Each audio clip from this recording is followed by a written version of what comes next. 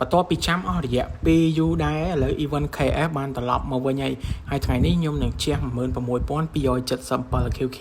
ក្នុងការចាប់ skin KF ឲ្យអ្នកទាំងអស់គ្នាមើល យើងមិនជឿឯងទេ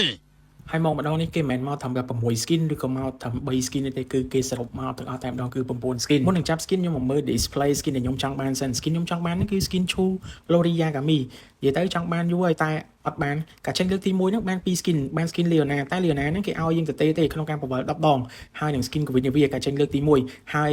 ពេលចេញ skin KF លើកទី2ហ្នឹងគឺខ្ញុំបាន2 skin ទៀតបាន skin របស់ Aurora ហើយនឹង Gusen K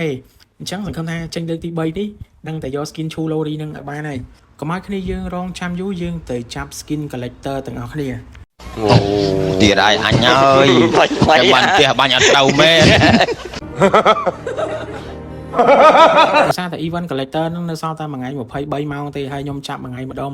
នឹងឡើងបាន300 point ជាងអញ្ចឹងក៏មកប្រកបនៅក្នុងវីដេអូនេះតែម្ដងយក skin Gusen collector ហើយ skin collector ក្នុងខែមករានេះខ្ញុំមានលទ្ធភាពយកតែ3 skin ទេ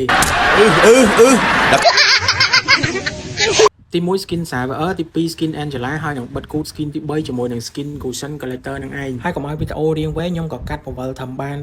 882 point អញ្ចឹងយើងនៅសល់តែ18 point ទេគឺគ្រប់អីដូរបាន skin មួយអញ្ចឹងយើងកុំខ្ជិះខ្ជាយបង្វិលម្ដងមួយដោយសារតែឮដំណឹងថាហាងឆេងខៀវទីទៀតហ្នឹងគឺឡើងថ្លៃតាមហាងឆេងមាសដែរអញ្ចឹងយើងត្រូវរិះថាមឥឡូវបង្វិលគ្រប់បាន800 point គត់តែម្ដងមានន័យថាមុនធូនឥឡូវគេចេះបូកដកលេខអញ្ចឹងយើងទៅដូរ skin យកតែម្ដងតាមពិតទៅ skin ហ្នឹងអត់ស្អាតទេតែឃើញគេដូរចូលដូរតាមគេ